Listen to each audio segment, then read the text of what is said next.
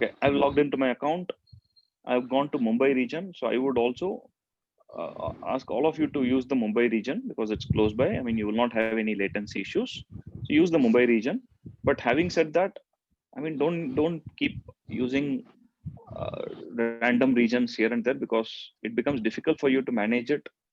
Okay, and it becomes very difficult for you to clean up the resources that are there in the other regions, and you will get unnecessarily charged. Like say, for example, this week I'm using US East one. Okay, next week I switch to Mumbai, and again the week after next week I'm going to Ohio, right? So what happens is you will lose track of where you're provisioning the resources, and over a period of time, it might so happen that you are incurring additional charges due to due to the confusion, and you might not have cleaned up a region. So I would say stick to one region. Okay, stick to Mumbai region. So from now on, whatever that we do, let us do it only in the Mumbai region, right? So now if you guys have done something in other regions, please go take a look at it, clean it up.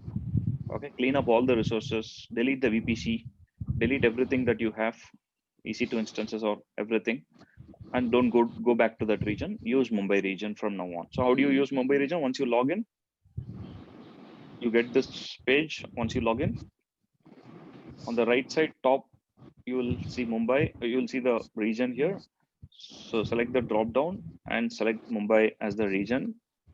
Okay, and then you can hit services, type VPC. It'll give a list of it. So go to VPC. Okay, and what you can also do is those who were not able to follow in the past sessions. I mean, anyways, this video is going to be recorded. You can play this video offline and you can watch these steps, and you can do these steps later, when you have some time. Okay, all right. So now what I have is I've logged into my Mumbai region. All that I see is default settings, right? I'll click on VPC.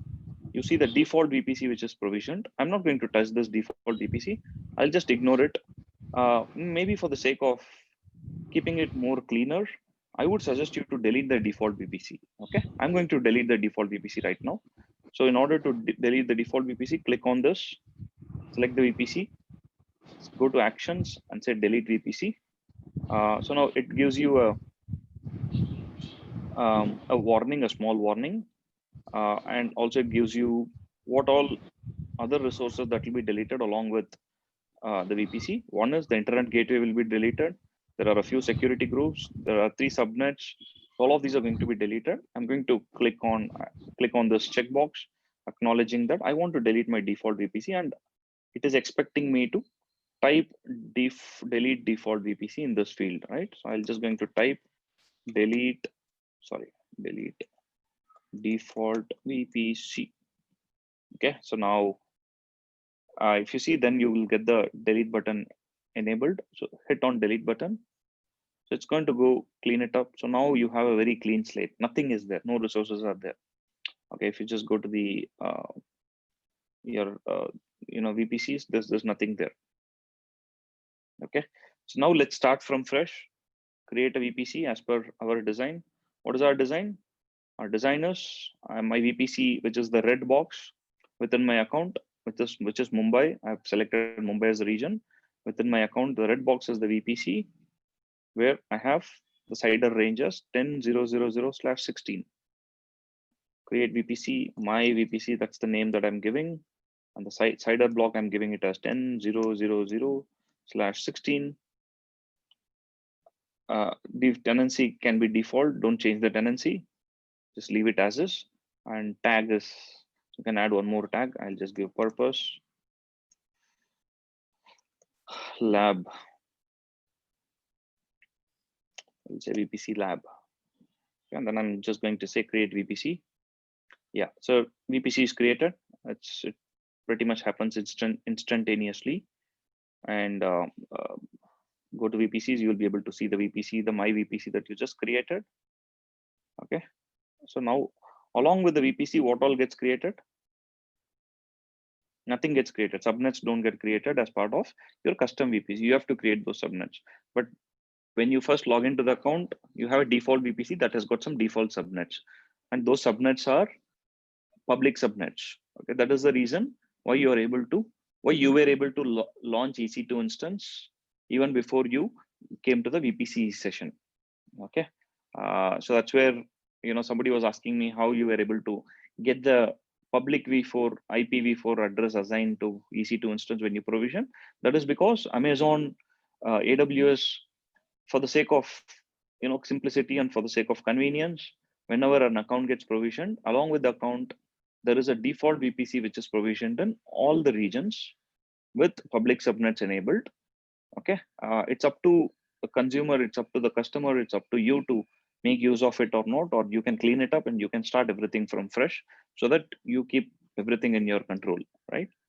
So all those subnets are gone, so there are no subnets.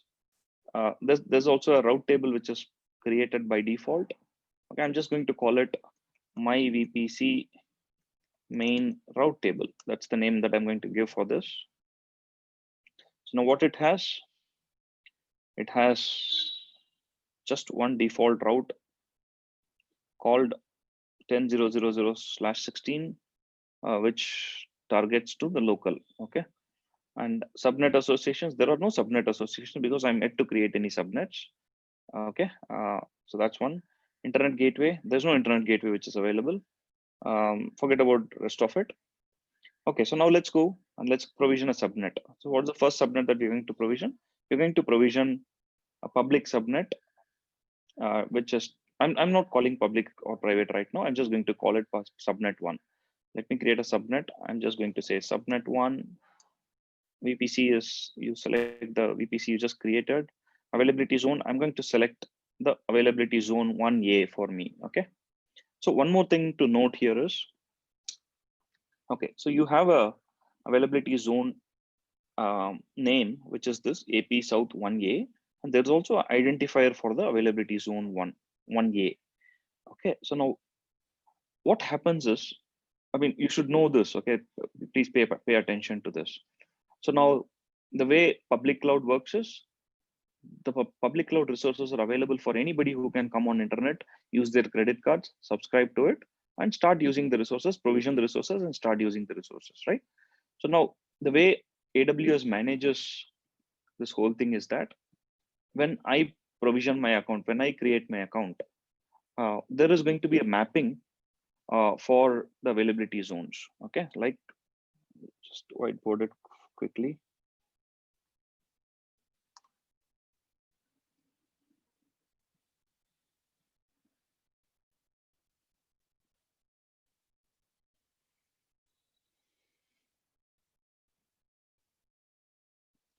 Okay, this is my AZ1.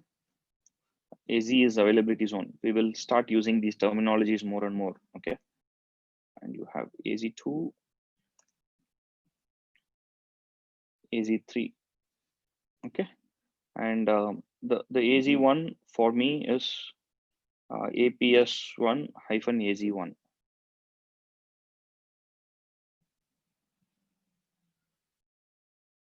APS1-AZ1. AZ2 is 1B is, this is the second AZ, 1B, which is APS1-AZ3. AZ3, and the other one is 3 is -2. Okay. So, okay. So now this is the unique identifier. This is the actual availability zones ID. Okay. Which is the physical ID of the availability zone. So now the mapping of your availability zone 1A, 1B, and 1C, right? There are 3 availability zones, 1A, 1B, 1C. 1A is mapped to APS1-AZ1, 1B is mapped to APS1-AZ3, 1C is mapped to APS1-AZ2. So now this is for my account. Okay. This is for my account. This is what I have. Prasanna's account. This is how the mapping I have. Okay. And when you log into your account and just check the mapping between your AZ1A and the real identifier for availability zone, it will be different. All of you need not have AZ1 here. You may have the AZ1A mapped to probably 3 or probably to 2. but it's a random thing. Okay. The reason why AWS does that is because when you provision EC2 instances, many a times what happens is even here, I can create my subnet in any availability zone. I don't have to give a preference, right? It can be in any availability zone. So now assume all the customers, choose no preference, okay? Or rather all the customers by default choose only 1A, okay? And what will happen is, all the resources that from all the customers, right? For example, in India, say let's assume there are 10,000 customers, right? So if you don't randomly allocate or map the availability zone with the logical ID of the availability zones, and what happens is there could be a chance that every customer would end up being in only one data center. So that way the capacity in the data center could get exhausted very soon. Okay. So by default, I mean, people might, it's just about the perception, right? Optics and perception, right? If I want to provision an EC2 instance, I would just go select 1A. So if your 1A and my 1A are equivalent, which is AZ1, AZ1 for across the board, everybody, right? So then everybody will go to 1A and start provisioning the resources only in 1A. And nobody would go to 1B or 1C, correct? I mean, it's a very funny thing where um, you do a Google search, nobody goes to second page. Okay, um, you only stay in the first page. Hardly anybody clicks the second page, correct? So now from that perspective, if you see, um, everybody will go to 1A, and if 1A is mapped hardly to AZ1, right? If there is a hard mapping of 1A with AZ1, which is the physical data center or the physical availability zone, then there is good possibility and chances that the capacity in AZ1 or 1A could get exhausted soon. And also the workload and the distribution of the resources between the three availability zones may not be evenly distributed. Okay, because cloud is all about distributing the thing and ensuring that, because Amazon has made investments on all these other availability zones as well. So they want customers to equally use the other availability zones as well. But that's the reason why Amazon does this random logic of my 1A in my account is not equivalent to your 1A. Okay, so that way, in your account, once you provision the account, you have a mapping of 1A to AZ1 that remains same. That doesn't change over a period of time.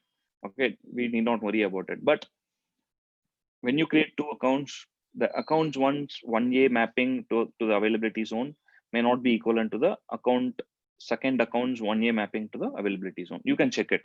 You can log in and check whether what is the mapping that you have, where you can just go here. You can just check here in the create subnet. You can just select this drop down and you will see that 1A could be mapped to probably AZ2 or AZ3 in your case. Okay, it could be random. Okay, you need to understand this. This will be a potential interview question that may come up. Okay, so now I'm going to select 1A, create my subnet there. And what is the CIDR range that I want to give? CIDR range is 10.0.10.24, which is a subset of my VPC CIDR range. Okay, 10.0.10/24. I'll create. Yeah, it's created. Okay, let's quickly review the route table. If you see, I've created a subnet, but I've not explicitly associated the subnet with any other route table. So it is implicitly associated with my main route table by default because it needs to have networking, right? It's implicitly associated with my main route table. So I'll go back, I'll create the subnet to VPC is this VPC. And what is the IP address range? 10.0.20/24. 20/24. And preferences, I'll go for 1B. See, 1B is mapped to AZ3, but in your case, probably it may not be AZ3. Maybe few of you might have AZ3, but many of you may not have this AZ3. Okay, so I've created the second subnet. Let's go to the route table. Let's check the subnet associations. Yeah, you see that both these subnets are associated with my main route table. Okay, cool, perfect. So now let's do one thing. Let's go to internet gateway. I don't have any internet gateways. I'll create an internet gateway. I will see my VPC IG-IGW. Add a tag, purpose lab. Oops. VPC lab. So create internet gateway. Yeah, it's created. But when it is created, it is in a detached state. You have to explicitly attach it to your VPC. So click on actions, attach it to VPC, select your VPC, my VPC, and say attach internet gateway. Yeah, it is attached. So now your internet gateway is attached to your VPC, which is this part. You have done this part. So this was not there. You just attached it to, you just created one and you just attached it to your VPC so that you can get internet access. But you will not straightforward get internet access. You have to do few more things to get internet access. What are those? Okay, let's come back to our subnets. So now I've got two subnets, subnet 1, subnet 2. And I want to make my subnet 1 as a public subnet. What is public subnet? It has an internet gateway route attached to its route table. Okay, so now I'll just go to the route table. Now, in order to keep it a bit streamlined and segregated, I'm going to create a new route table. I don't want to use my main route table. I'll keep my, you can't delete this, but I'll just create a new route table which says public route table, public RT, and select the VPC and just say name tag as name public route table. I'll say description, you can just give some description so that you can public route table for internet access. Okay, I'll just go ahead and create it. Yeah, my public route table is created. So now what I can do is I can go to my public route table, and what I can do is I can just go to routes, and you have a default route which is available. Okay, you can't delete that route. But what I can do is I can add a new route which says 0.0.0.0/0, which means this portion, right? I mean, you want access to internet, right? So you have to basically allow 0.0.0.0 to internet gateway, so that any traffic originating for internet, or which is an infinite IP address, which is unknown IP address, will go to internet gateway, or it will go out through internet gateway. So here, select the drop down, select internet gateway, and select the internet gateway you just created, and then say save routes. So once you say save routes, the routes are saved. And what you can do is you have to go to subnet associations. So you have only added a route, but you have to go to subnet associations, click on edit subnet associations. And okay, which subnet you want to have? You want to have your subnet 1 as the public subnet, correct? So select your public subnet as subnet 1, which is the public subnet, and then say hit save. So now if you see, there is an explicit association of subnet 1, which is 10.0.10/24 to this public route table, and the other subnet is not explicitly associated and therefore associated with the main route table. So this is associated with the main route table. Okay, so that's good. So we have done that. So now what I can do is I can also create another route table. Okay, so that I can differentiate between my public and private. I'll create one more route table called private route table, and say this, and then say add name private route table, add one more tag, description, private route table for internal VPC access. Just say create it. Okay, it's created. So in my private route table, I'll select my private route table, review the routes. It has just an internally routing, right? Because I have destination as my VPC range and target is local, right? I don't want to add the 0.0 route here because I don't want the traffic to go to internet. I don't want to allow internet access. So now I'll go to subnet associations. So in subnet associations, no subnets are associated with this. So I have to associate my second subnet, VPC subnet 2, as the to the private route table. So I'll just go explicitly associate my subnet to, yeah. So now that's associated. Right now, if you see, subnet 1 is associated to public route table, subnet 2 is associated with private route table. The difference between public route table and private route table is an additional route that the public route table has got to route any traffic originating for 0000/0 to the internet gateway so that it can go through internet. And there are no routes associated with the main route table right now, if you see. So main route table has 0, no routes no subnets associated. I have my public route table, private route table, and no routes are associated with my main route table. Okay, perfect. So now we have everything set. Okay, so now we should be good to go ahead and launch instances. So now I also want to show you something else. In public route table, in subnet, in public subnet, you have an option to modify auto assign IP address, IPv4 addresses. So when you check this, by default, any EC2 instance that you provision will have the option enabled in the EC2 provisioning page to assign a public IPv4 address automatically to the EC2 instance. Okay, even if you don't check this, it's not a problem. You can get that option in the EC2 page. Okay, I'm not going to check this right now. I'll just leave it. It is not checked. I'm not saving it. So let me go to the EC2 page. So now what we have done is we have provisioned the VPC. We have provisioned two subnets in two different availability zones.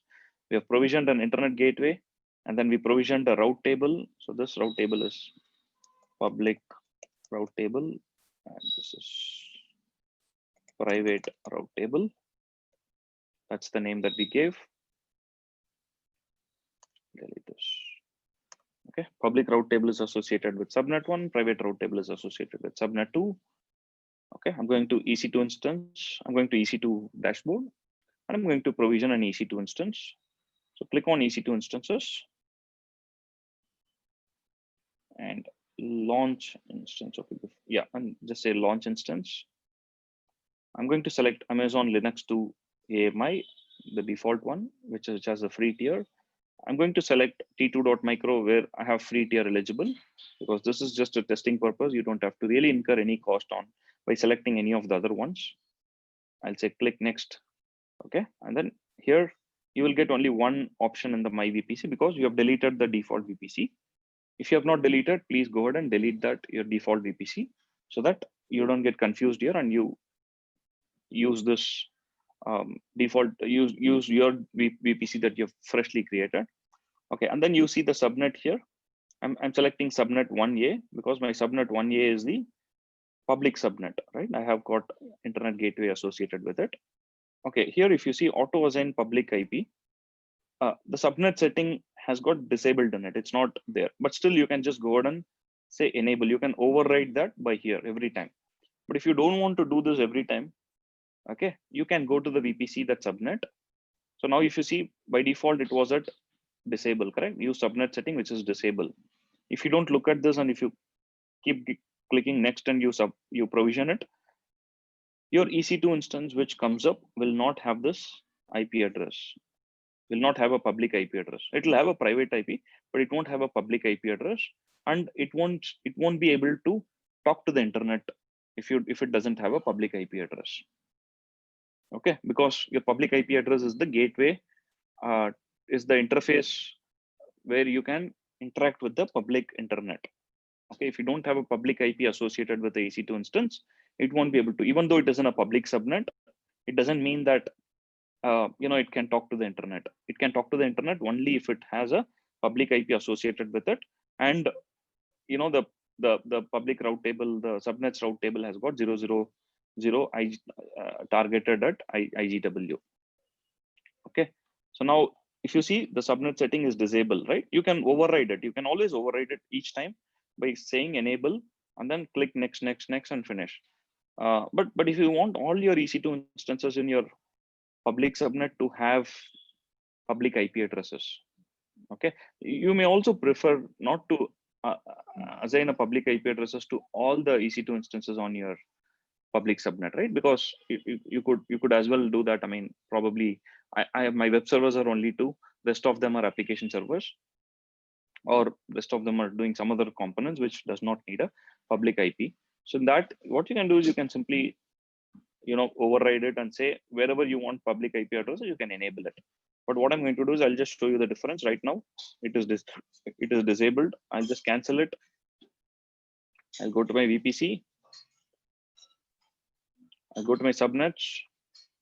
I'll select my subnet one. I'll say modify auto assign IP address. I'll check this. Enable auto assign public IPv4 addresses. Just say save. Go back to EC2. Click on instances. Launch instance. Select Amazon Linux 2 AMI. Select T2.micro free tier. Okay, and then select my VPC and select subnet one. If you see here, you will see that it is enabled. Use subnet setting auto assign public IP. Use subnet setting which is enabled. So you don't have to. If you want, you can disable it for the sake of one EC2 instance, or you can just leave it as it is as enable. Okay, and I'm just going to leave the rest of it as it is. I'll come to the rest of it a bit later. And click next, add storage. You leave this default as it is, add storage. Click next, add tags. Name public EC2 instance. Description.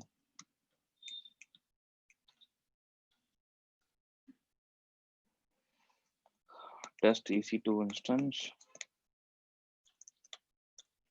Provisioned in a public subnet. In a public subnet. Yeah, and then click on next, configure security group. So you can just keep the security group as it is for now. Just give me a second, please.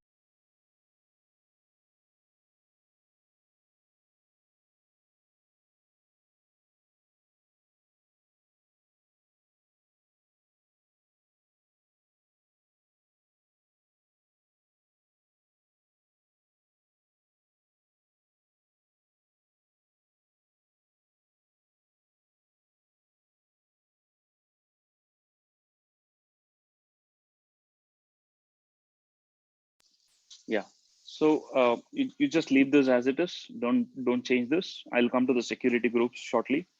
So click on review and launch. Out here in the launch, you can just review everything. Just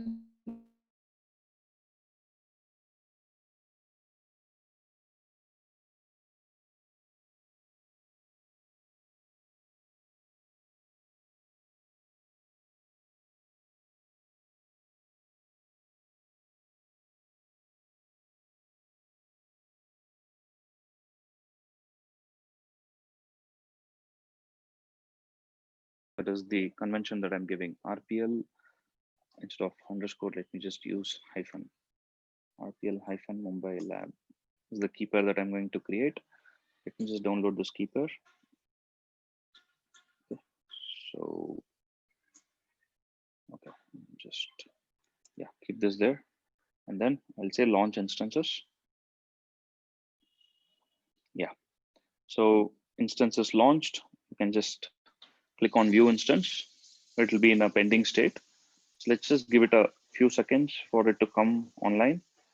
In the meantime, you can also review the other details of, okay, it has a private IPv4 address, which is 10.0.1.122. So let's go to our design. Yeah, so you have 10.0 whatever 122. Okay, and then it also has a public IPv4 address, which is 52.66.208.209. Okay, that is the public IP address that we have.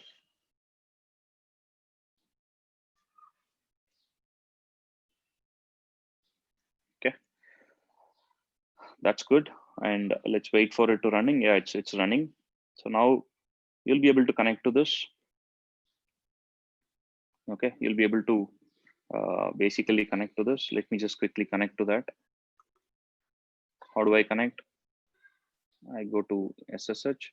Okay, if you guys want me to walk you through the end-to-end for Windows, I can also do that. Okay, for people who are using Linux terminals at home, this is how you connect to the instance, correct? SSH -I.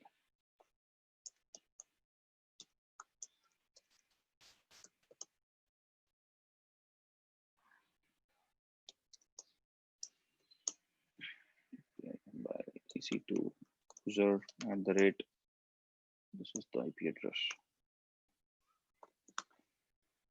Okay, it's going to fail because I have to change the permissions of my key pem file, right? So I'll say chmod 400. So it's actually saying that it has it's too open. The permissions of the key is too open. So I'll just have to change the permissions of the key to have just read only. Okay, chmod 400 on this. Yeah. Is this EC2 instance or your personal PC? This is my personal PC. This is my Mac that I'm using. Yeah. And I'm using through SSH. I'm going to show you Windows as well. I'm going to use a Windows desktop to show you. Okay, just stay with me there. Okay, so for students who are using Linux terminals, okay, who have got a terminal like Ubuntu or whatever versions of Linux where you have got a terminal with internet access, this is how you connect to the EC2 instance. Okay, SSH -I, you can give your key and you can give your EC2 user @ IP address, public IP address. Okay, see, it's connected. Okay, it's connected to my EC2 instance. So then in this EC2 instance, you can just do sudo yum update. Okay, and it has internet access because it's able to basically download my updates, right? I'll just exit this and not do this. But also you can do curl google.com. Yeah, so it's able to respond the HTML page of google.com if you do a curl. Okay, so that way I know that this machine has got an internet access in it. Okay, so now I will just show you how you connect to this instance from a Windows box as well. I'm going to show you the entire putty process. So for students who had a lot of doubts as to how do you connect through putty, how do you convert the PEM file to PPK file, and it doesn't work for me, right? It gives me an error. Please pay attention. I think most of you are using Windows in the class. So please pay attention to this. I'm going to show you how to use a Windows machine to connect to that. Okay. So just stay with me there. I'm just going to come back shortly. I'm going to provision a new Windows machine in my account so that I log into the Windows machine, and from that Windows machine, I'm going to log into this.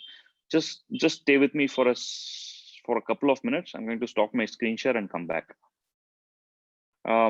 Maybe the recording can also be paused for a while so that there's no long gap there. Sai Krishna, can you please stop the recording for a while? Pause the recording for a while. Okay. Yeah. I'll let him know. Sai Krishna, you're on mute. Okay. All right. Sure. Because I just don't want students to get confused and muddle up with so many things. Yeah. Okay. So that's the whole reason I'm just doing it privately on my side of things. Right. Sometimes it's good to be ignorant in the initial days of learning. That's right.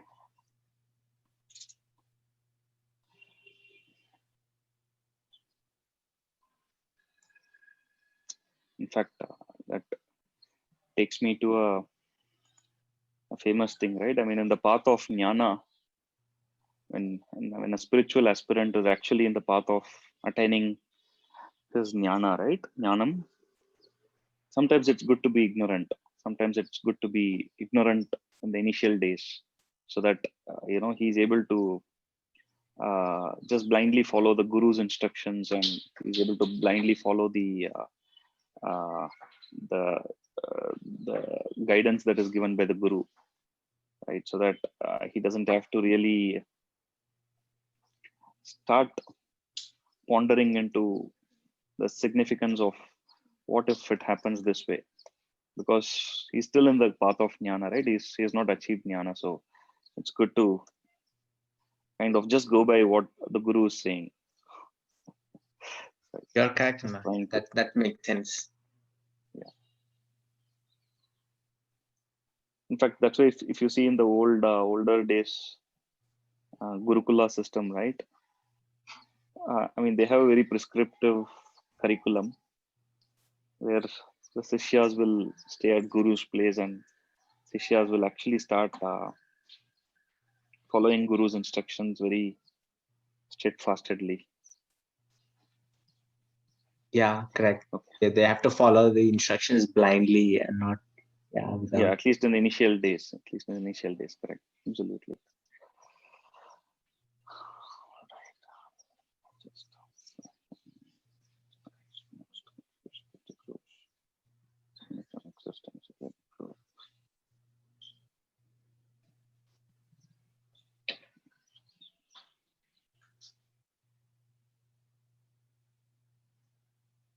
Okay. In the meantime, you all can just quickly, instead of watching me to come back, just read through the documentation that I've sent. So just I'll be back in 2-3 minutes once I set up my Windows set environment.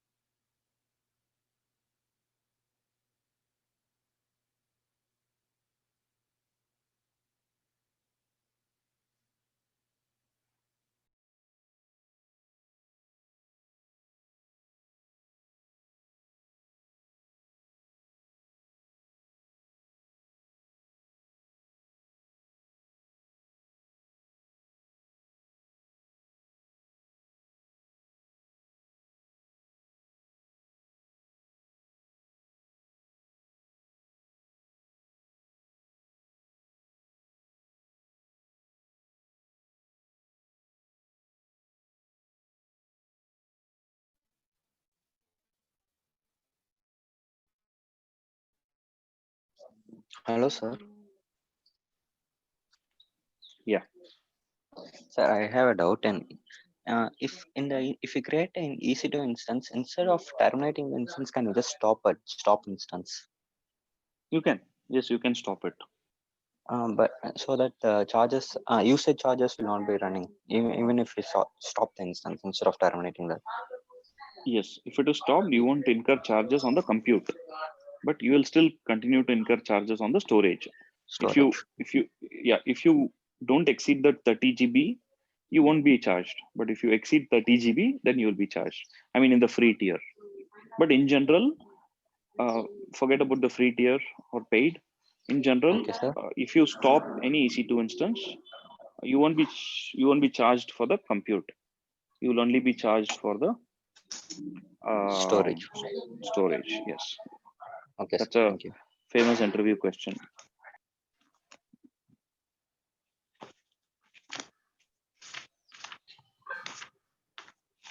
Excuse me, sir. Can we edit an existing instance's subnet to some other subnet? Yes, you can move an EC2 instance from one subnet to another subnet. Okay. So there is a way to do that. I'll show you. Okay.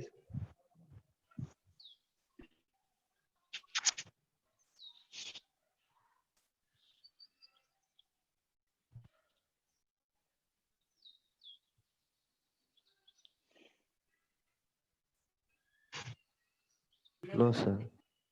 I just paused it on the break. Okay. Yeah, sure. Yeah, you can just resume it, please. Okay, yeah, it's recording. Okay, fine. So we are back. So so what we have is we have a EC2 instance created in the Mumbai region, right? And I have a EC2 instance running in my Mumbai region, which is this. Okay, so now I would like to connect to this EC2 instance. I just showed you how you connect from a Linux terminal using an SSH, but out here in Windows, let me show you how to use PuTTY. I'll just go to Google and say download PuTTY. I'll download PuTTY. Okay, I'm going to use PuTTY 64-bit installer. I'll just say save. It's just gonna take a minute to download the PuTTY. Okay, it's completed. I'll just open it. Let me install PuTTY.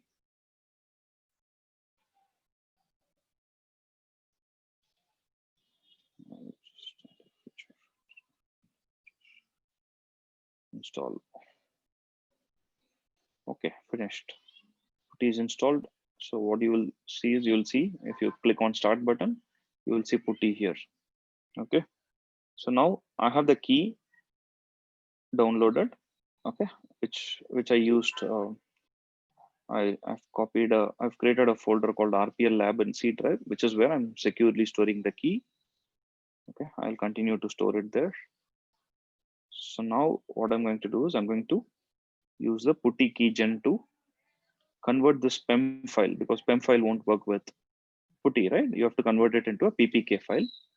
So you can go to PuTTY, use PuTTY keygen. Okay, and then say load, go to the folder,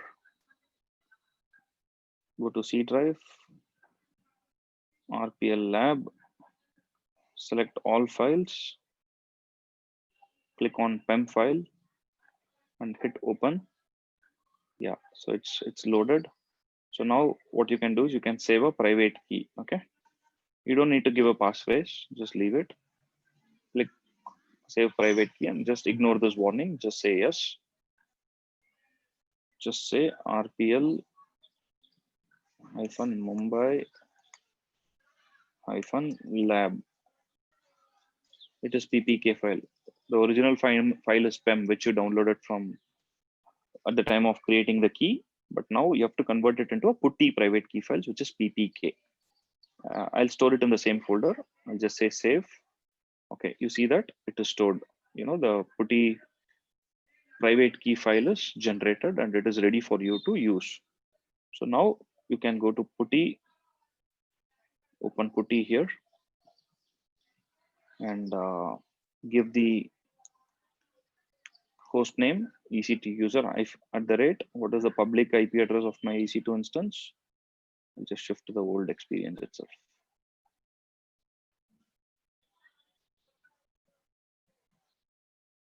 Okay. Okay, so what is the public IP address? The public IP address is this 56. So whenever you want to copy, you can just place hover it around that and you will get the small copy icon. So you can just copy it. It will get copied to the clipboard. So what you do is you can just go here, paste that. Okay, you can't hit open now because it won't authenticate, because you need to give the key. You have to go to SSH under connections, under SSH, click on auth. So here you have to give a private key file for authentication. Browse it, go to C drive, go to RPL lab and select the RPL Mumbai lab.ppk file. Just open that. And then you can go to session, ensure that you have given port 22. Use port 22 is the SSH, and you have selected SSH here, nothing else. If you want, you can also save this. Okay, you can. I'm going to save this because we can load it again. You know, you don't have to again do all these steps. So I'm going to say save it. I'm going to say as public EC2 instance. Okay, and then I'll say save. So the entire thing will get saved here. So next time you don't have to type all of this, go to the SSH, select the key. Okay, and then just say open. So it's just going to give a small, you know, It's just going to give a small warning here saying about thumbprint. Okay, so yes, you got it. So it's just connected to the EC2 instance, right? Now I'll also do a little more thing just to make it look a bit better. What I'm going to do is I'm just going to change the settings of my putty to make it a little better, right? I want to increase the font size.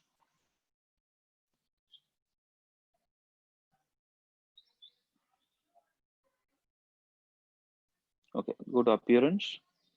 Okay, in the appearance, you can just select this change font, and I'll make it size as probably 16. And yeah, I mean, I can just, if I want, I can even change the font, but I'll not do it. I'll just leave it like this. That should be okay. And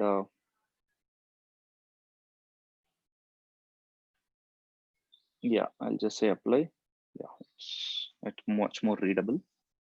Okay, so yeah, so I'm connected to my EC2 instance from my putty.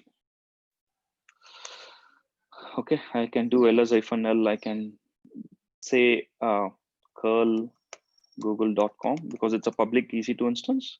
It basically gives me this. Okay, so now we are done with this part. So now what I'm going to do is I'm going to go back to my EC2 console, and I'm going to launch the second EC2 instance in the private subnet. Okay, right now I've launched it in a public subnet where it has a public IP associated with it.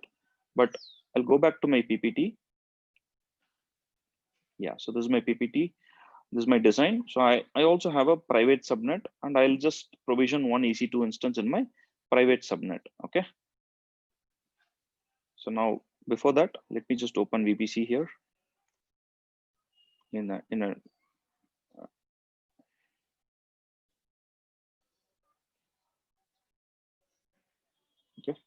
So in my VPC, I've got two subnets and two route tables, excluding the, yeah, I've got two route tables, public and private route tables. Private route table has got only one common route and then one subnet associated with it. Okay. So yeah. So I'm just gonna, I'll keep multiple tabs open, one for VPC, one for EC2. Okay. I'm going to go hit on instances. I'm going to say launch an instance. I'll select the same Amazon Linux 2 AMI. And then I'll use the same t2.micro. Okay, out here in the VPC, I'll select my VPC, but instead of subnet 1, I'm going to select subnet 2, which is a private subnet. Okay, so it has no internet access. My private subnet has got no internet access because there's no route that is taking me to the internet gateway. Okay, so it has no internet access. It's only restricted. Communication is restricted only within the VPC. It can't go outside of VPC. Okay, so leave everything as it is. You don't have to change anything. This also, even if you assign a public IP, it doesn't matter. It won't work for you because it's the routes are not originating to internet. Okay, the subnet does not have internet routes. Okay, I'm just saying add storage, leave it by default. Tags, I'll say tag as name as private. Oh, private EC2. I'll say description as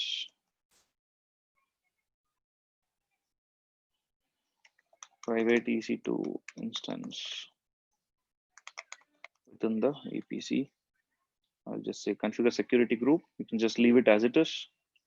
Say review and launch and say launch.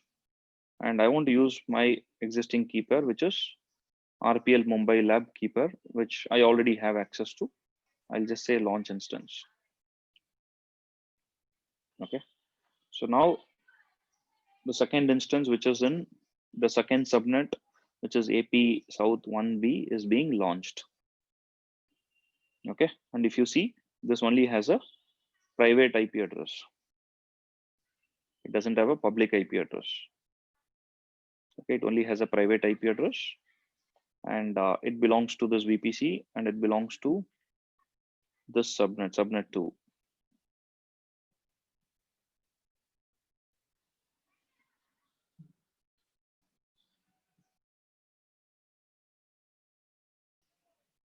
Okay, I'll just keep the convention as this private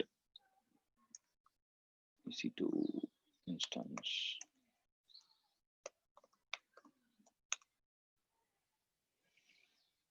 Okay, let's wait for it to come. The status checks has completed. Then we'll be able to connect to it. But how do we connect to it? Because you're not on that network, right? Okay, I'll explain that a bit. Okay, so now this is our architecture. So now from my, I'm on internet currently, right? I'm on public internet. So from my public internet through internet gateway, I've got a public IP associated with my public EC2 instance I just created. So I can maximum reach till here. I can log into that. That's what we have done, right? We have logged into that using putty. We have logged into the 10.0.1.122, which is the public EC2 instance, correct? So we have gone in there, but how do we go from here to here? So you again have to do an SSH from here to here using the same RP Mumbai lab key, PEM key file. Okay, so because there are routes going on from subnet 1 to subnet 2 through this, correct? You have 10.0.0.16, which takes you to the other subnet also. So you'll be able to connect from this EC2 instance to this EC2 instance, but you can't directly connect from here to here, from the public internet to here. You have to go through this route. You have to from public internet, you go to the EC2 instance, which has a public IP associated with it, and which is in the public subnet. You go there, keep that as the staging area. That's like a reception, right? You cannot directly enter into the office, right? You first need to go to the reception. The public subnet is like your reception.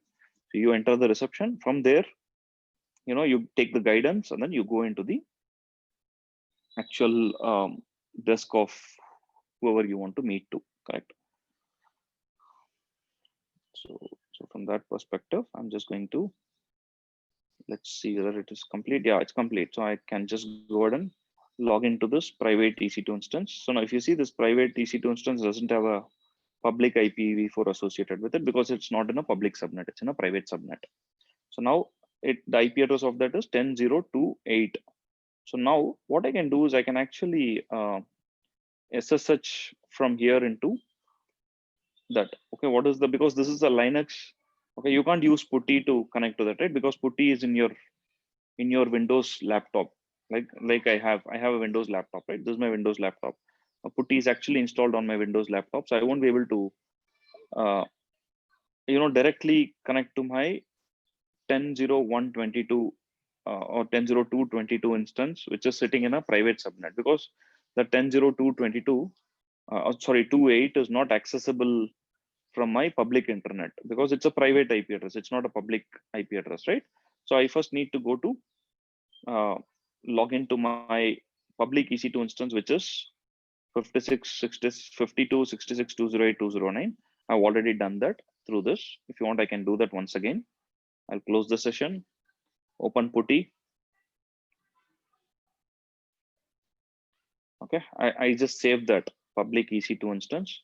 I will hit on load, which says EC2 user @52.66.208.209, and you see the key also will be selected here.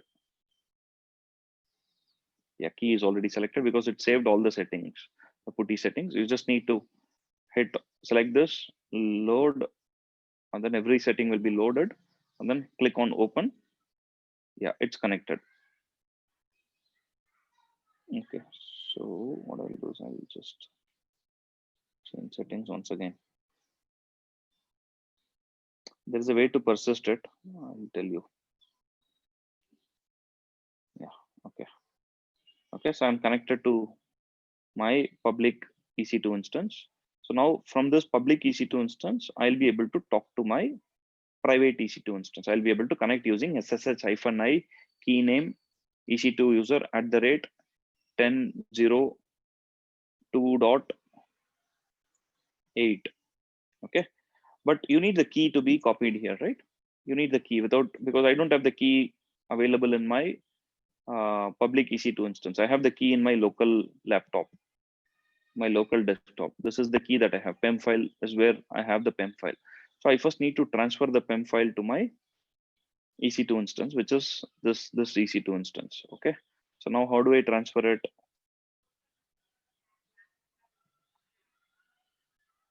You can use PS FTP. Okay. So you can use PS FTP or you can use WinSCP. Okay, I'm going to download WinSCP. All of you can follow the steps and download WinSCP and keep them handy. WinSCP download. Okay, download WinSCP.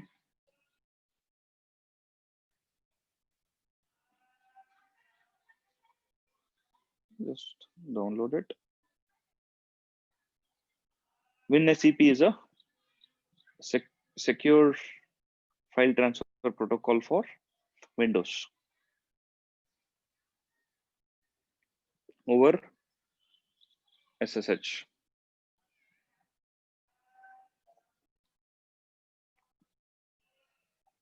Is it downloaded? That inside direct download will be there, sir. Yeah, I'll just go to the download. Yeah, it's actually downloading it. Yeah, I think it's downloaded now. Yeah, it's downloaded, so I can just close it. It's downloaded. So let me just go to it. It copied it on the download directory. I'll just say right click, run as administrator just to be on safe side. Install for all users. Accept. Typical installation. I'll just go with typical installation. Commander. Yeah, just default settings.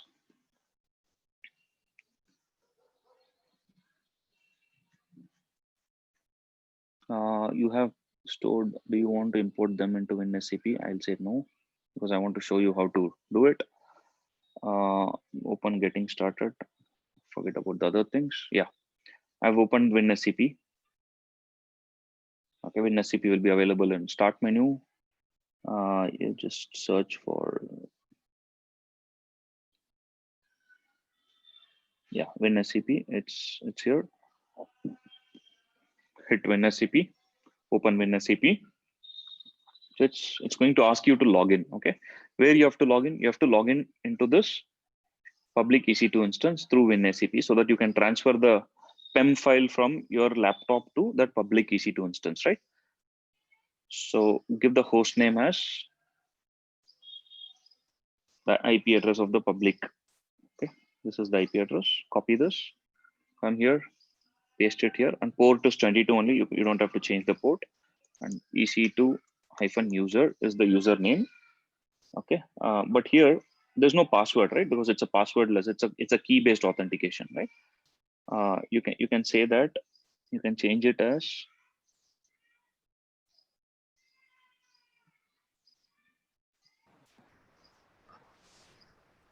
okay, somewhere you can manage the key. It's been a while since I did this. Where do you manage the key?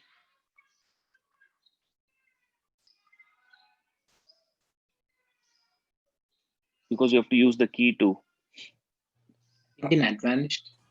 It's in advanced, right? Yeah, correct. Yeah, in advanced, if you go to SSH authentication, yes, here, this is where you can select the private key file, use the same private key, because that's the key that you want to transfer to that EC2 instance, because that EC2 instance will not have the key, right? Because it will only have the public key, because that's how it works, right? It works as a private key, public key option. Yeah, and then you have to select the PEM file, not the PPK file. Select the PEM file because you're still using SSH.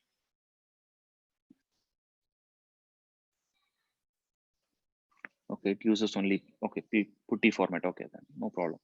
Use the putty key. Okay, and then say okay. And then you can just say login to that. Yeah, just trust it. Just say yes.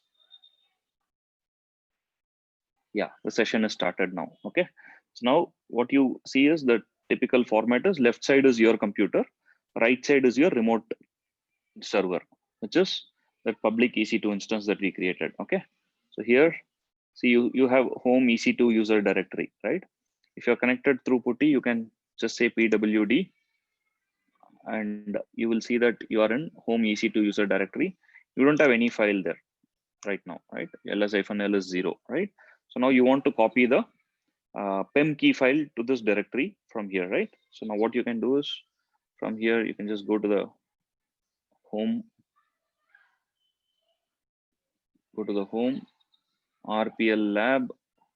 Okay, you have to copy the pem file, not PuTTY file. Okay, PuTTY file is only for PuTTY and WinSCP. You can't use pem file and PuTTY and WinSCP. You have to use PuTTY file, ppk file. Whereas for SSH, you need pem file. Okay, so now what you can do is you can select this, drag and drop to the right side. Okay, it's going to ask you, just say okay. Yeah, so once you drag and drop, it will get copied through SSH, where it does the SCP. SCP is the protocol. Okay, from through the WinSCP, it copies it from your local laptop to that public EC2 instance. So that's done. So then you go back to your public EC2 instance in PuTTY, and then say ls-l once again. Yeah, you see that you have the key file available in your public EC2 instance, so that you can, from here, you can log into the private EC2 instance. You can do an SSH from here to the private EC2 instance. Okay, so now what we are trying to do is, we have copied the file from my laptop to this instance, and from this instance, I'm going to log into this instance. Okay, that is 2.8. Yeah, that's 2.8. Okay, fair enough. 10.0.1.122 is this. From 10.1.0.122, I'm going to connect to 10.0.2.8 using the same private key. Okay, so now what I'm going to do is, I'm going to say SSH -i RPL Mumbai EC2 user @10.0.2.8. Just verify the IP address is correct or not. Private IP address is 10.0.2.8. Okay, you're going to connect to that. So go to PuTTY and then say hit enter. It's going to give an error actually. I'll tell you why. Because your key file is wide open. Your private key file, the PEM file is wide open. Okay, it says that permissions of RPL Mumbai lab.pem are too open. It is required that your private key files are not accessible by others, right? Because nobody should misuse this, right? So let me clear the screen. And I'll say ls-l. So it is wide open, right? It has read, write, and read for everyone else also, right? So I'm going to say chmod 400 RPL Mumbai.pem. I'll just say ls-l. So now it is only readable by me. Okay. So now let's reconnect using the SSH command. Yeah. So now you are currently logged in as EC2 user at 10.0.1.122, right? From here, I'm trying to log into 10.0.2.8 using PuTTY. I'll say hit enter. Oh, yeah, you got logged in there. If you see, it gave you a nice welcome message, Amazon Linux 2 AMI, and you are now logged into 10.0.2.8. Okay, if you want to check what is the IP config of it, just say if config. It will tell you what is the IP address of that. See, the IP address of that is 10.0.2.8, which is this instance. You are currently on this instance. From here, you have connected to this instance, which is sitting in a private subnet. It is not in a public subnet. It is sitting in a private subnet, which is not accessible from internet. You have to first come here. From here, you have to go there. So nobody will be able to directly come and hack this instance. Okay, unless they have access to this and the private key, they can come from outside, access this, and then go here. So that's why always a public subnet is called demilitarized zone. Okay, I'm introducing a new concept to you today called DMZ, demilitarized zone. Okay, learn more about it. You can just make a note of it. See what a demilitarized zone means. Usually in between countries, right? You have a place along the border called demilitarized zone where it is highly secure. I mean, it has fences on both the sides. Okay, that land belongs to nobody, and there are fencing or compound wall on both the sides. There is no military activity that happens there, but monitoring happens there. Okay, if somebody wants to cross border, if somebody wants to cross the border and come from the other side, they have to first get into the demilitarized zone, and then from the demilitarized zone they get into the country, correct? So the public subnet is also of a very similar type. That is the gateway to any external communication that is coming from the world, right? And you might want databases or any critical information, right? You should never store any critical information in the public subnet. Public subnet should only be for your web servers or your reverse proxy servers, or your or your any of the bastion. It's called bastion host or jump host, right? So you should never expose any of your database servers. Now assume the subnet 2 has got database, right? Oracle database is running in that. So if you expose the subnet 2 to the world, anybody who has got access to that key or username password will be able to exploit and log into the database, steal all the information. So you should never allow that to happen. And you should have restrictions at each layer so that entry into that layer can only happen through this layer. Nobody will be able to enter directly from the outside world to this layer. So it has to first come here with authorization and authentication. So once they are in, from here only allowed IP addresses can go into the subnet 2. Okay, that is the job of security groups. I'm going to talk more about security groups later, but I want all of you to understand the concept of why you need public subnets and private subnets. Public subnet is a way to segregate your access in such a way that you don't allow anyone else to get in. Only the authorized people can get in. Okay, so now if you see, we have logged into that, and let's see if this has got a internet access or not, right? I mean, I'm right now in 10.0.2.8, which is my private EC2 instance. I'll see if there is internet access or not. I'm doing curl google.com. Sorry. I'm saying curl google.com. You see, it will keep waiting.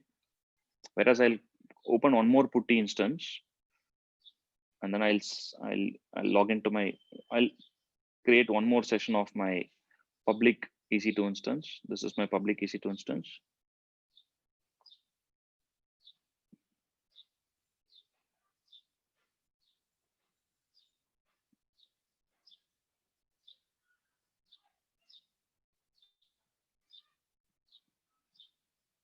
This is my private public EC2 instance, which is 10.0.1.122. That is the private IP of my public, right? But if you see, that itself is, this is the IP address. Excuse me, sir. Yeah. Yeah. Sir, we can create private instance here only, sir, without using WinSCP. By using VI editor, we can copy that file, PEM file. You can do that. Yes, correct. You can also do that. So you can see, I'm just showing you how to use various different tools. That is the reason I installed WinSCP, so that you guys understand how you want to transfer files from your local systems to any cloud-based instances. Okay, but as you said, you can use VA editor to create your own file and copy paste. I'll show you that also. That's a good point. So who is this? Z028, sir. Z028. Yeah, it's a good point. Excellent point. I'll show you that as well. Okay, so now you're on the public instance, and you can basically do a curl google.com.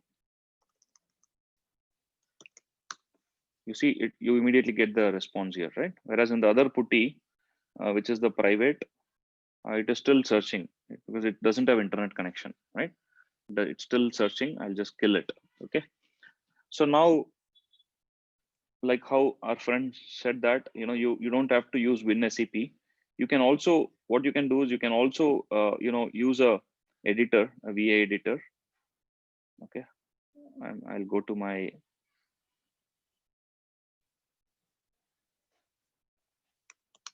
this is my public EC2 instance. Okay, this is my key pair.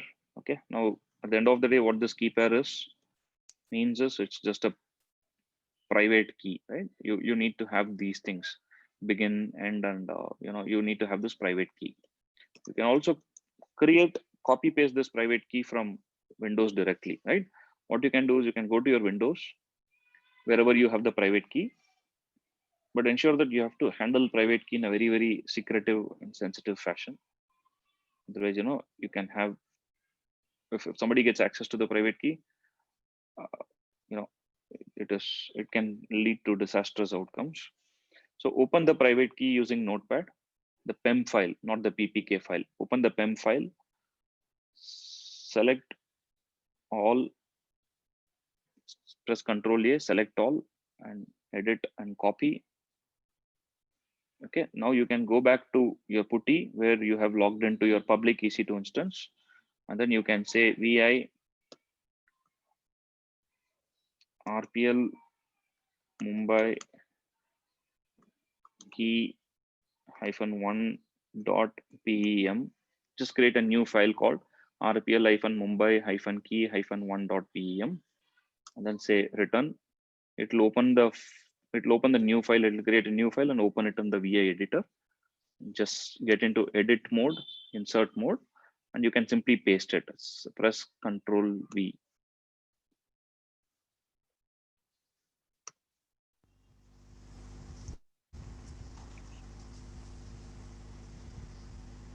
Yeah, just paste it. Right click, it'll paste.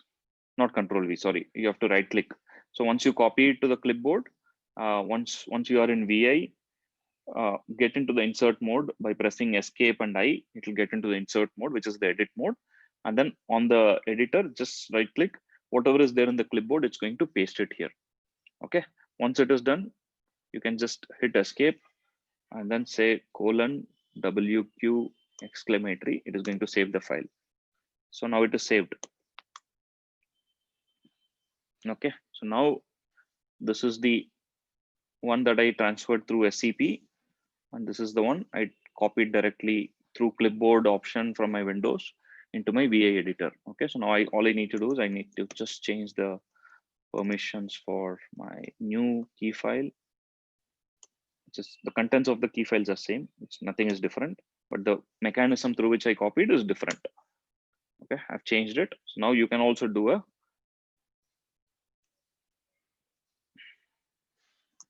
I'll just say SSH-I RPL Mumbai key. I won't use my key 1 EC2 user @ 10 10.0.2.8. That's my IP address, right? That's my private IP address, right? I can use this key file. Yeah, it connected to this. Okay. So if it is a text file, you can just simply copy the text file into your Windows clipboard, come to a VA editor, and then paste it, and then save it. Or if it is a different file which can't be done during that fashion, so that is where you have to use WinSCP to transfer some of the files. So let's say tomorrow you might build something on your local, maybe a Java program. You might build a jar file, right? You want to copy that jar file, you need to use WinSCP to copy the jar file from there. Sir? Yeah. Sir, now I stop the instance and again I restart the instance, but the public IP address will be changed. Now I need to do Yes, all correct. the things. Yes, correct. So the way the public IP addresses work in AWS is, it's there in the documentation. I'll just go to the documentation.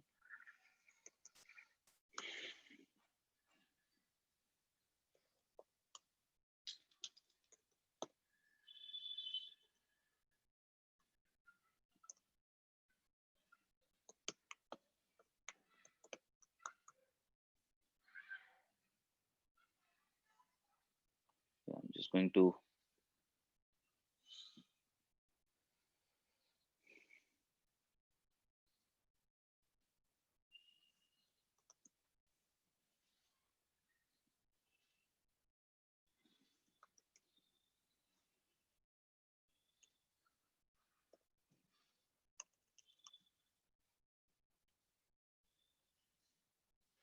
Okay, so the way it works is I'm not able to find the documentation, but yeah, the way it works is when you have an EC2 instance, which is a public EC2 instance.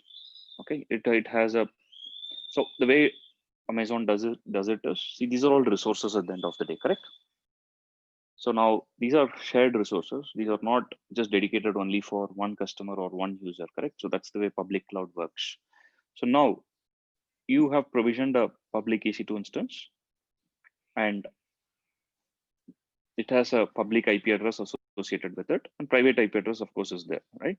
So now what happens is you can use it for the time that you want to use it. Okay. So now when you want to say stop and restart it maybe later tomorrow, what Amazon is going to do is when you stop the instance, the public IP address is going to go away into the pool. The Amazon has got a pool. It will go back to the pool, and probably it may get allocated to someone else. Amazon is not going to reserve this public IP for you forever. Okay, because it is going to go back to the pool and it will be picked up by someone else. So next day when you come and when you again start the instance, Amazon will find a free IP address from the pool, and then it will take that IP address and it will allocate to this instance. It will not be the same as what you had yesterday. That's why this public IP address will change.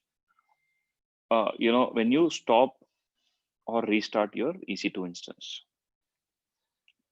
So now there is a way to retain that public IP address. I'll tell you how. I'll show that in the next subsequent classes where you can use elastic IPs. Okay, where you allocate an elastic IP. The elastic IP is only for you, and it will be charged. Elastic IPs will be charged. So I would say don't allocate any elastic IPs because it will be charged to your account. But I'll show you. In my account, I'll do unlimited things and I'll show you for you to learn. But there are multiple videos that are available. But elastic IPs, when you just provision an elastic IP, if it is not associated with an EC2 instance, it will be charged. There's a minimal charge which Amazon is going to do. Okay, I'm going to cover those aspects like elastic IPs, security groups, right? And NACLs, right? NACLs, again, these are very, very important concepts, where NACLs and security groups, right? NACLs and security groups. So you need to understand those two from a security standpoint. How do you secure your environment? How do you secure your VPC? How do you secure your EC2 instances? So these are all going to be extremely important. Okay. So now next few sessions are going to be around, the security groups, NACLs, elastic IP addresses, primarily around these three areas. Okay. And once I complete this, I'm going to go into Elastic Block Store, EBS, right? I'm going to show you how you provision new Elastic Block Store volumes and then attach it to your EC2 instance. What type of Elastic Block Store EBS volumes that can be provisioned, right? And how do you benchmark the performance of EBS volumes, right? So these are the certain things that I'm going to basically start in the subsequent next week. Probably next week, we will complete all of this, right? We will focus on security groups, NACLs, which are going to be extremely important. So if I go to the VPC, okay, we looked at VPC, subnet, route tables, internet gateways. Don't worry about DHCP option sets at this point in time. Elastic IPs, I'll show you elastic IPs. Endpoints, don't worry, you don't have to worry about endpoints right at this point in time because it's going to cloud your thinking. Don't do that. So then I'm going to show you NAT gateways. Again, NAT gateways are an expensive resource. I'm going to show you. I'll do a demo of it of using NAT gateways. But in your personal accounts, if you provision a NAT gateway, you're going to be charged. Okay, so don't provision NAT gateway. In fact, NAT gateway is quite expensive. And then I'm going to show you about network ACLs and security groups. Okay, VPN not needed. You don't have to learn VPN. You don't have to learn transit gateway. These are all for advanced. Okay, right now you don't have to really worry about it. You can learn these three topics later on, not now. Once you get to work on the basic things, and then you can start learning VPNs and transit gateways. But if any of you are interested, maybe I'll teach you that maybe towards the end of it, but not now, because there are few other topics that I want you to learn, such as serverless architecture like Lambda functions, DynamoDB, RDS, right? So these are some of the API gateways, right? So these are some of the things that I want you to learn in the next few weeks. right? Which is going to be very, very important for you to face your interviews and basically answer your interviews in a more confident fashion. Okay, but these are again like 400 level VPN transit gateways, right? I mean, you don't have to really worry about those. But yeah, I'm going to cover these in the next week, right? Next week we'll cover the VPC, network ACLs and security groups, NAT gateways, elastic IPs. We're going to cover all of that. And then in EC2, we're going to cover, starting the EC2 instances, attaching more volumes to the EC2 instances, and taking snapshots of the volumes and then using it for backup purposes. Again, security group we would have covered in the VPC. It is the same. You will attach it to the VPC.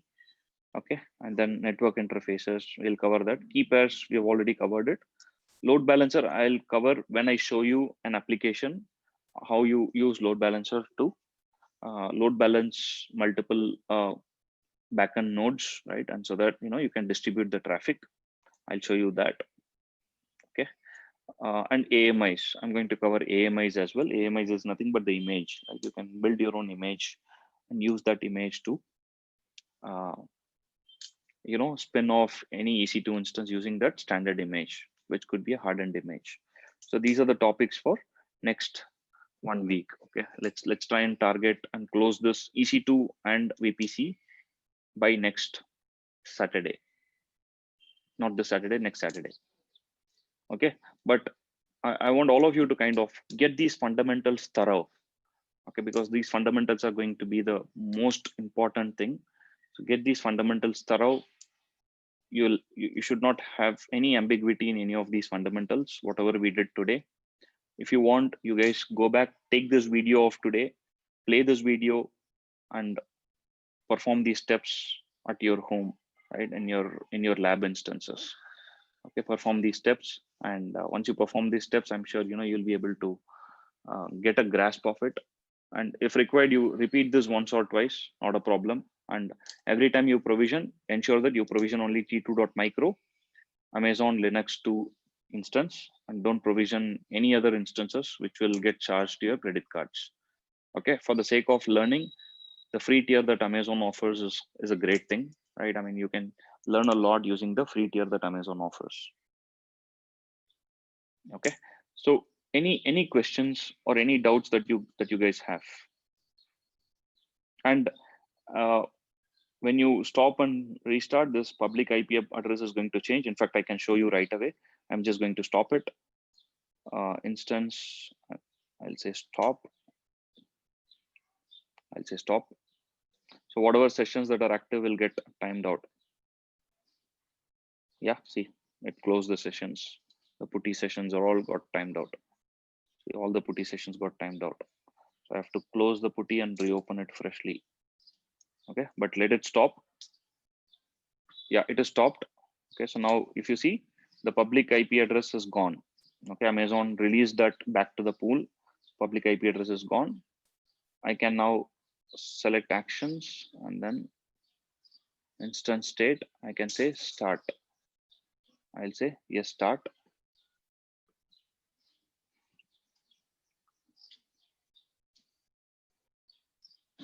Okay, so let's wait for the instance to come back and start.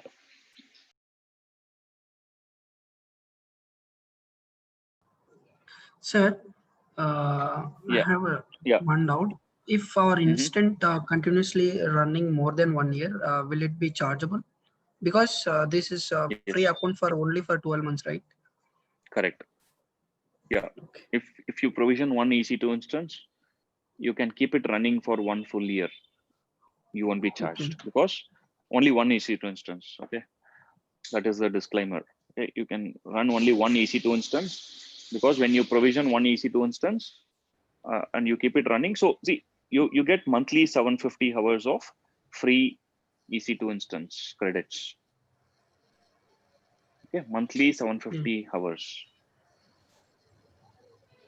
It can be on one instance, or it can be on multiple EC2 instances also. I showed you a formula last time, Yes, right? Yes. You are already. Remember that formula? Yeah, I remember. Or you want me to reiterate that? I can do that. Okay, let the EC2 instance come up. In the meantime, I'll reiterate the formula. EC2 count of EC2 instance. Okay. I have one EC2 instance. Hours in a day.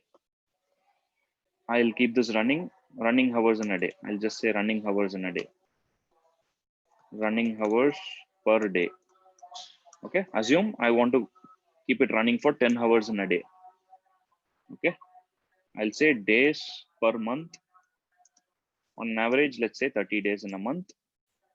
So how many hours, total hours I'll be consuming? Equal to 1 into 10 hours in a day into 30 days in a month. So I'll be consuming 300 hours. Yes. Okay, so now what you can do is you can keep one EC2 instance running because it's all billed monthly. Okay, it's all billed monthly, but you get the free tier for 12 months. That is the logic there. Okay, so now you can keep it running for 24 hours a day. One EC2 instance, you can keep it running 24 hours a day for 30 days a month. You end up spending about 720 hours. Okay, and Amazon is giving you free hours of 750 hours. You're still left with 30 more hours. Okay, but the equation would change.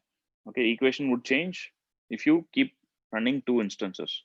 If you run 2 instances, then you are exceeding the 750 hours because you are ending up spending 1440 hours. See, Amazon is not going to stop you from doing that. You can do that, but you will get charged unnecessarily. So I'll also give you a mechanism where you can set up a billing alarm, right? Where in your account, so that if you exceed the free tier, you will get a notification. I'll tell you how to do that. Okay, now let's go back. Okay, now the instance has started.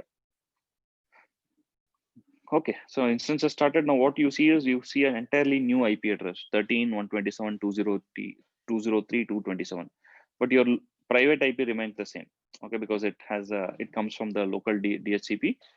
It preserves the lease and then it preserves the private IP address. So now if I have to go to putty, okay, the SCP also timed out. If you see, because SCP is not able to connect. I'll close my SCP. Okay, I'll just go to putty. Okay, I'm loading my public EC2 instance setting. So what was the earlier IP address? It was 52.66.208.209, right? I'm going to replace that with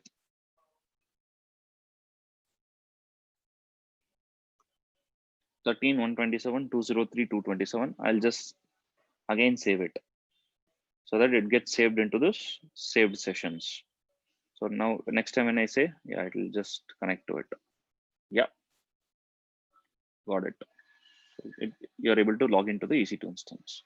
And from here, if you want, you can SSH into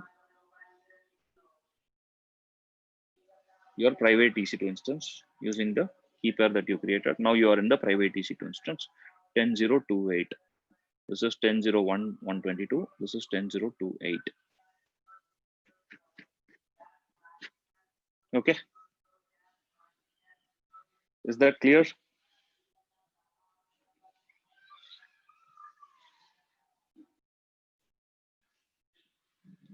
Okay. All right. So I think we did a pretty good progress, right? I think we learned a lot, and you guys can try this out. Okay.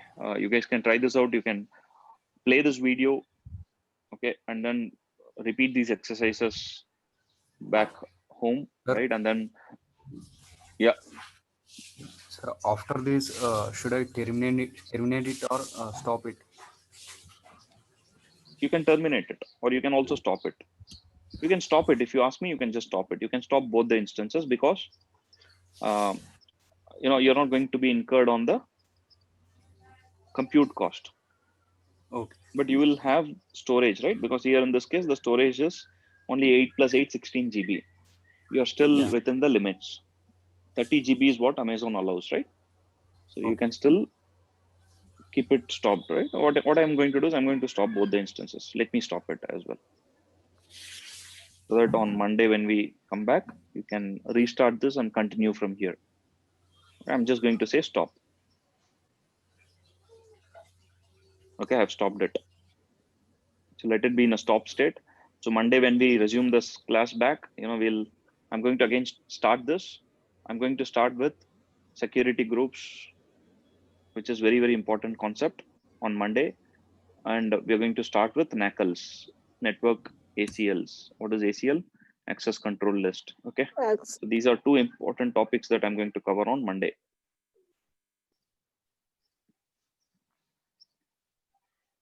Okay, it is stopped. So you're not charged anymore as long as it is stopped. And you're not charged for the underlying EBS volume also, because you can go to the EBS volumes, Elastic Block Store, and you can see that it is 8 GB, 8 GB only, which is allocated to both your private and public EC2 instance.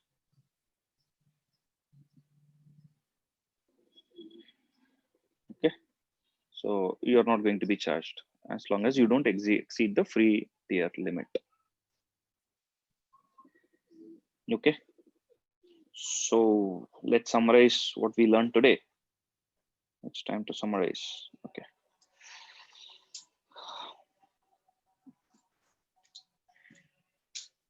Okay, what did we learn today? We learned again the same thing, right? The private subnets, public subnets, custom route tables,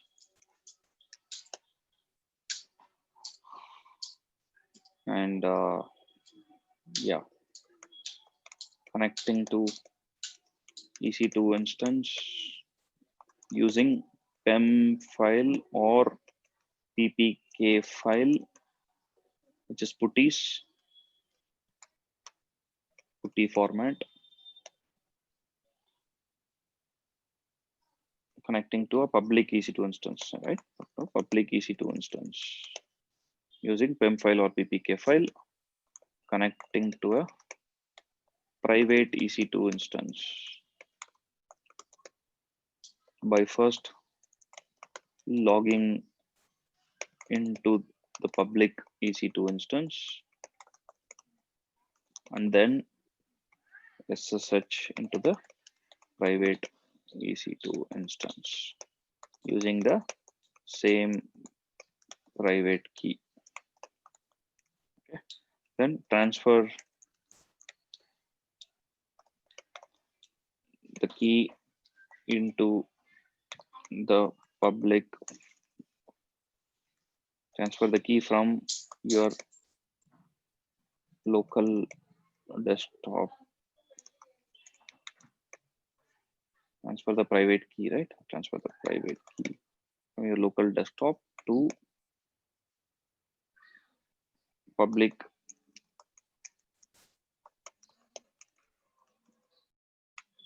EC2 instance using WinSCP or directly open the file, copy the key contents, and using VI editor to paste the contents and save the key file in the public EC2 instance. Okay.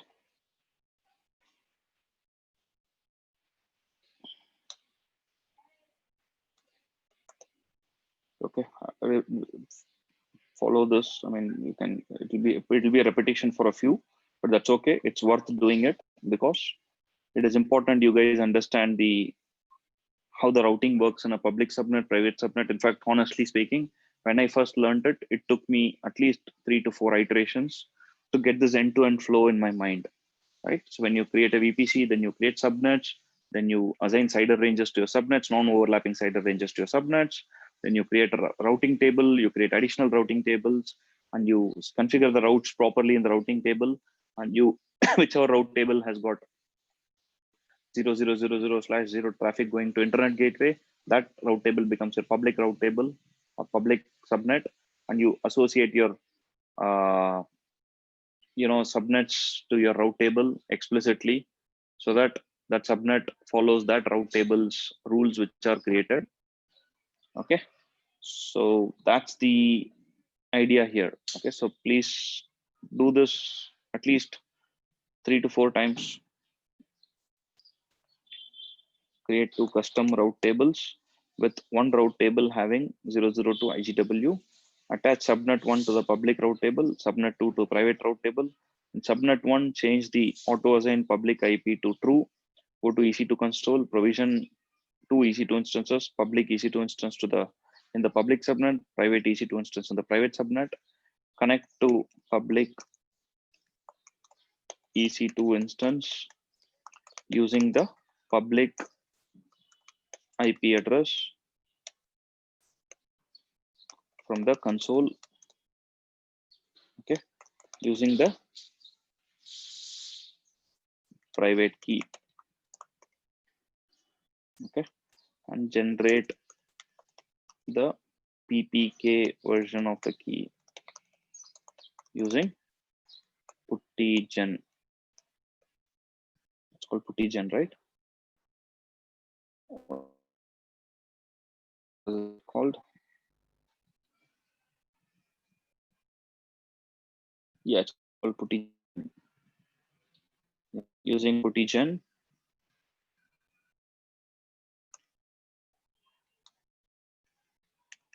copy the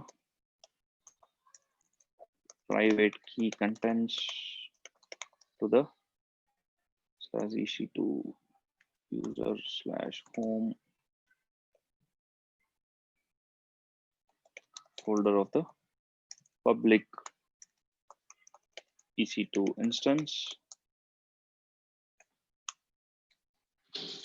From the public EC2 SSH to private EC2 using SSH -i, okay, /ec2 user /home /keeper.m EC2 -user @ your public private IP of private EC2 instance. Once you complete this, then you are actually inside that EC2 instance, inside the private EC2 instance. Then from that, try curl run curl google.com. You should not have access to the internet. And okay, connect. Yeah, here after step 6 also do it. You should have access to the internet.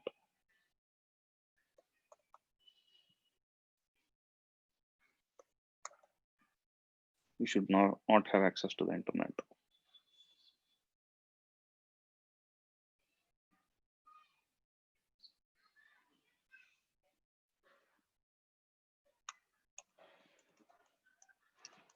Note, please watch the video from 23rd October session if you get stuck.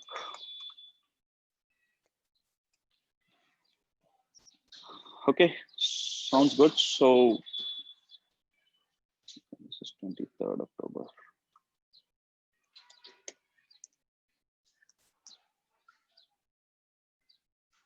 Okay, sounds good.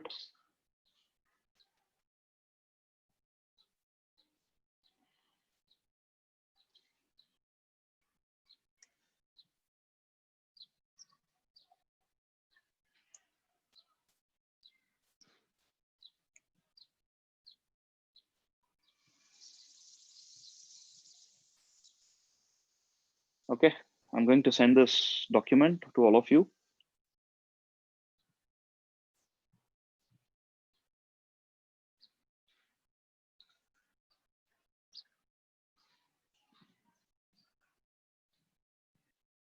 So Is everyone clear about the steps?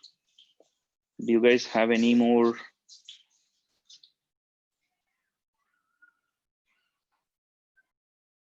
clarifications?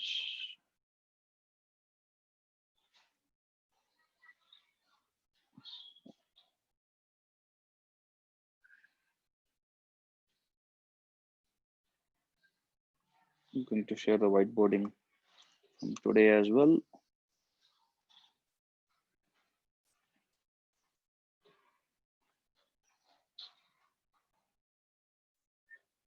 Okay, yes. I've given both the document for assignment for today and the whiteboarding for today.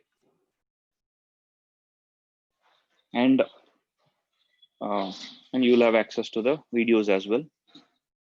So please watch the videos, and at the end of it, maybe you can stop the instances. Okay, I forgot to mention that. At the end of it, ensure that you stop the instances and you can resume it back on Monday.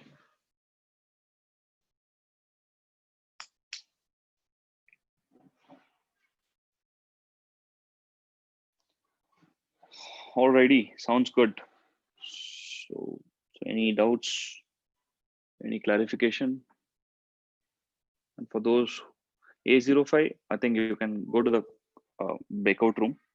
Okay, one of us will help you log into your account. It's pretty simple. Probably you're just making a mistake with respect to entering an incorrect username or incorrect password. Okay, sir.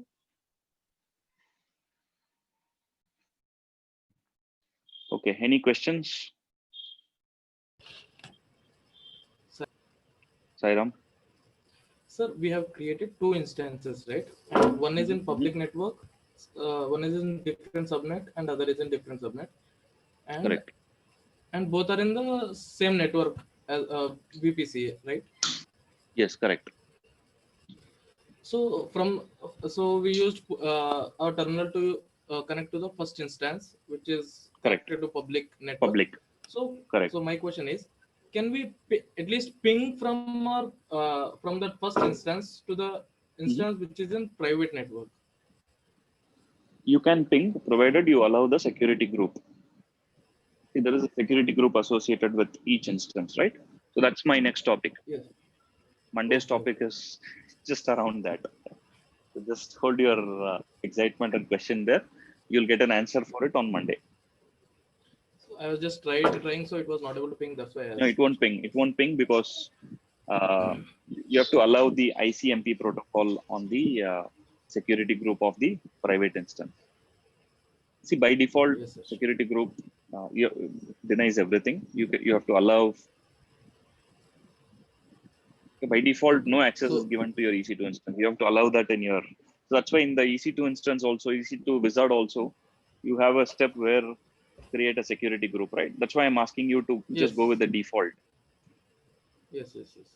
Okay, so that you don't get confused. Those are concepts. Those are very, very important concepts. Okay, so now people who who did not attend today's session, I mean, if any of your friends who are there whom you think have not attended today's session, I mean, of course, they have lost an very important session, but nevertheless, they can watch this video. Okay, let them watch this video and come back on Monday. Please ask them to come back. Okay, you can personally call them and ask them to come back, and those concepts are going to be very, very important. See, guys, what you are learning now is very, very important, right? In fact, these concepts apply to any cloud. Okay, not just AWS. It applies to Azure. It applies to Google. It applies to any cloud. In fact, it even applies to your networking, the standard common networking. Sir. Yeah. Sir, can we combine two instance together? When you say combine, what do you mean by combine? Merge.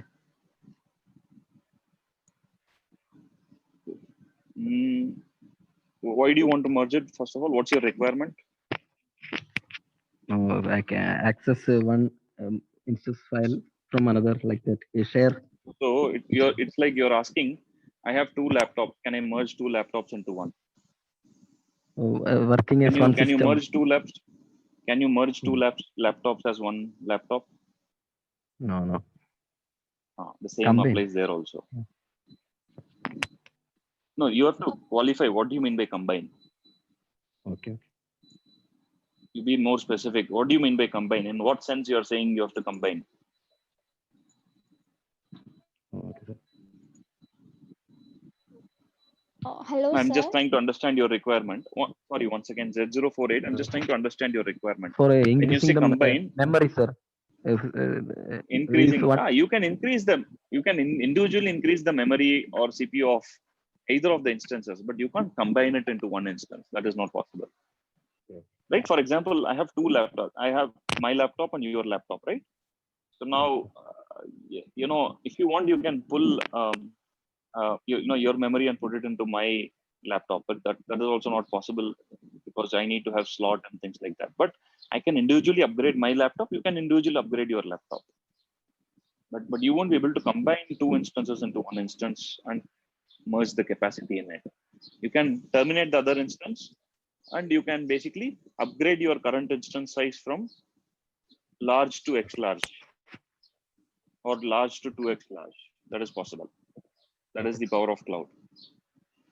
Okay. Yeah. Thanks, sir. Next question. Sure. Next question. Sir, I'm able to log in into the account. It's done. Cool. So what was the mistake that you were doing earlier? Sir, I was not understanding what was the username and password, and I was like typing everything. So I just figured out what was what, and it's okay now. Okay, great. Excellent. Thank you, sir. Hello, sir. Yeah. Yes, sir. My issue is not sorted up till now. I tried many times, but it is not sorted. No worries. A04, you can go into the breakout room. Somebody will be there to help you. Okay, sir.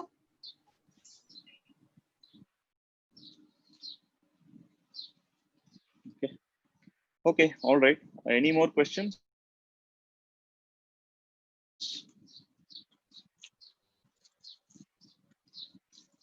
Okay. Or let's all Me, get into sir. the breakout rooms. Yeah. Sir, is there a chance to check out like how many hours has been consumed till now, like that, sir? Yes, you can. I will show you. Yes. I'm just sharing my screen.